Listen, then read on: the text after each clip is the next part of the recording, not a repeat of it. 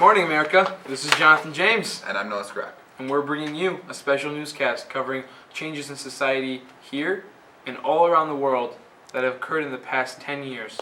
Changes in society can include a variety of topics, ranging from equal treatment of certain groups to preventing the spread of a certain government.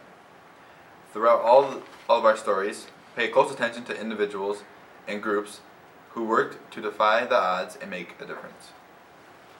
For our first story of tonight's special, we focus on the fight for equality for women. Originally, the fight began in the 1840s. Two women were the pioneers of this movement. Their names were Susan B. Anthony and Elizabeth Stanton. These two women founded the NWSA, also known as the National Woman Suffrage Association, in 1890. They created this organization with the intent to achieve voting rights for women by means of an amendment. They achieved their goal in August of 1920 when Congress ratified the 19th Amendment, granting American women the right to vote. Despite the passing of the amendment, women weren't seen as equal until after playing a major role in World War II. Post-war, women veterans didn't receive the same benefits as men veterans. With that, a woman who did not lose her job after the war was paid less than the men. Now we can start to see why in the past 10 years, a major fight of feminism is beginning to occur. We're going to take a quick commercial break now. Hi, I'll be right with you. Can't help getting pretty dirty sometimes. Say, while you're here, let me show you something. Car engines get dirty, too. Come over here so you can see. When I dip my hands in this plain water, they get wet, but they don't get clean. And the water doesn't get dirty either. Now, watch what happens when I add detergent cleanser. You see, hands get clean, water gets dirty. Now the question is, what shall I do with the water?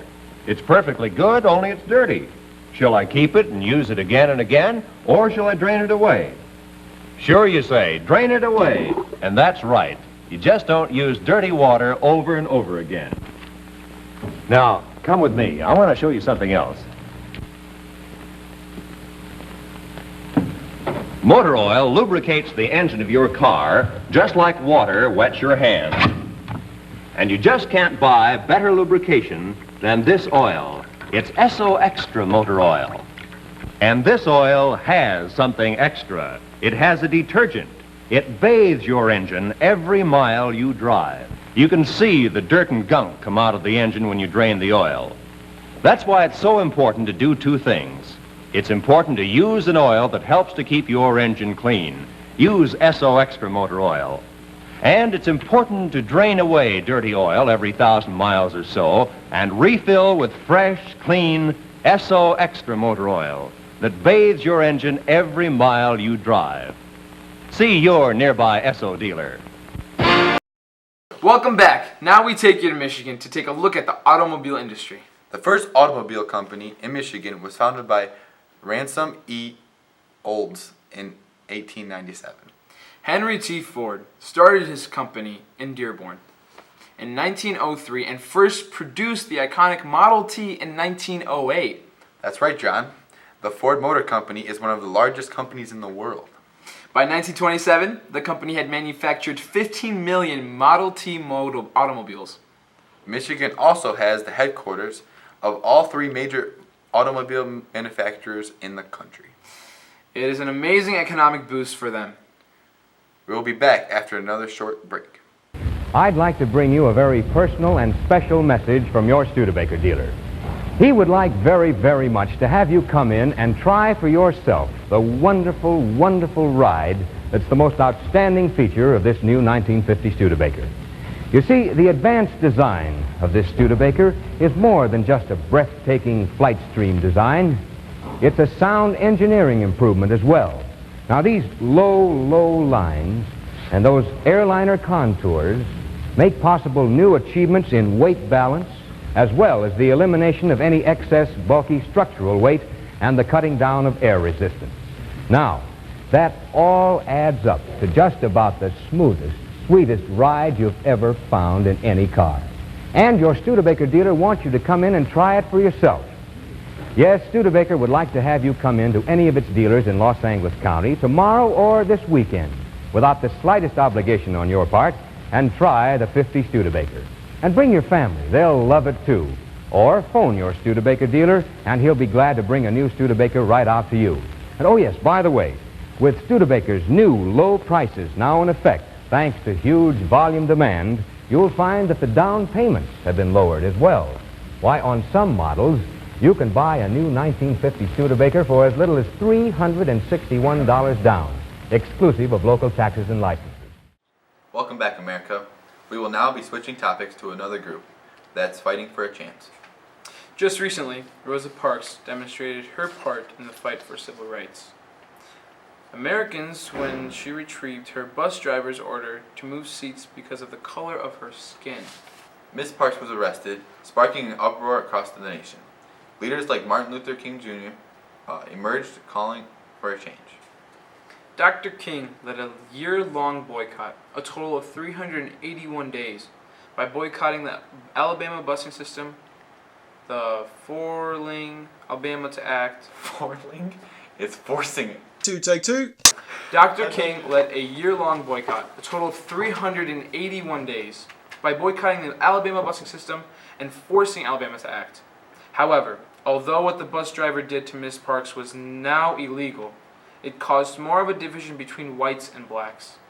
The fight is currently ongoing, but we hope that you can see the struggle these two leaders are enduring with their group and ask that you join the movement. As we move into our international stories, we'll be focusing on the change of society and social norms. First, we start across the ocean in England. During the past 10 years, English women have fought to sit in the House of Lords and have been victorious. The fight began after David Alfred Thomas, a member of the House of Lords, wanted to pass his title down to his daughter Margaret, after having no sons to pass it down to. Margaret wanted to carry her father's legacy, so she claimed that this wasn't fair based on Sex Disqualification Act of 1919, which claimed that women should not be disqualified based on sex or marriage from the exercise of any public function. She took her case all the way to the House of Lords Committee for Privileges in 1922. Although they ruled in favor of her, the decision was reversed after the Lord Chancellor opposed. Following 1922, many bills were proposed from 1924 to 1928 to permit women sitting in the upper house. Following the 4-year period, interest in this issue slowly died off.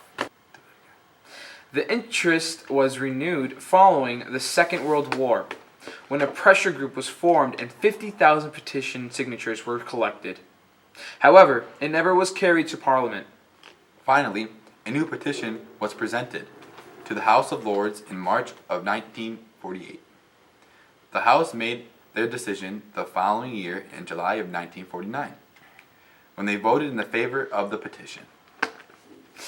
No legislation was followed for 9 years until the Life Peerages Act of 1958, which allowed women to sit in the upper house as life peers. A truly inspiring story, John. It's great to hear another step of humanity becoming equal. As we transition into our next story, we're going to move to the continent of Africa and focus on the ongoing African Revolution. The fight for independence from France officially started in 1954, but unofficially conflicts began as early as the 1830s, when the French immigrated and not only decreased the native Algerian population, but also increased inequality of treatment and unemployment rates of Algerians. The natives were tired of being treated like second-class citizens in their own homeland, especially when they tried to make an effort of being equal. France just increased its military presence. The war waged on for 5 years until France thought they had Algerian militant groups destroyed. Despite being nearly diminished, Algerian nationalist persistency attacked France. This, along with a new ideal following the World War II of decolonizing, led France to initiate a national referendum in both countries to decide on the decolonization of Algeria. The referendum passed, and both countries voted in favor of decolonizing.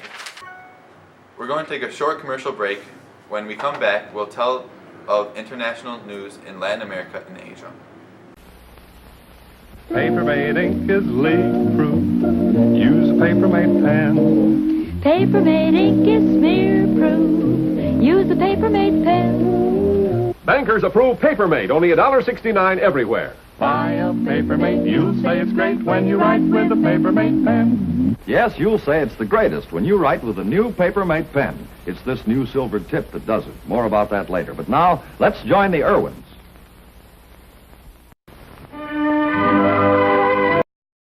Welcome back. For the next story, we'll focus on Cuba and the struggle for President Batista. The struggle with Batista began when a group of college students protested and he had them arrested. One of the members of the group protesting was Fidel Castro, Batista's soon-to-be arch-nemesis. Castro was an aggressive individual, and oftentimes when he protested, his acts were violent. As tensions between Castro and Batista greatened, Castro finally directly attacked Batista. When him and his small army of rebels attacked the Moncada military barricades in 1953. The defending soldiers not only beat down those who suspended, but they went to rampage and walked through the town, killing anyone that they suspected to have been a part of the act. This rampage was caught by the press and upset Cuba's upper middle class liberals and professionals. The fact that it upset the professionals was a big deal because they were some of Batista's biggest supporters. Batista ran for the presidential race in 1954 and was re-elected. However, despite his re-election, only half of his electorate voted. It had become a dictatorship because nobody could run against him, nor was a genuine threat.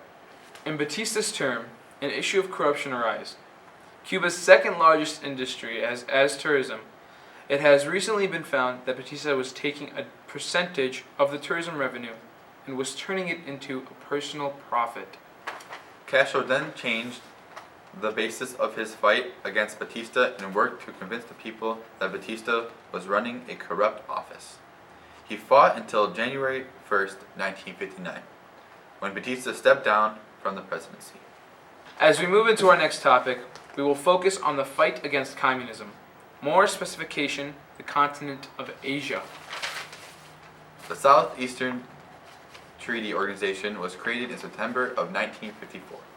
The reason for the organization creation was due to the fact that there was a lot of enforcement and spread of communism by the Soviet Union. Following World War II, many Asian countries were having a communist government forced upon them. The goal was simple: form an alliance and fight the spread of communism. That concludes our stories. We appreciate your viewing of truly influential and inspiring people.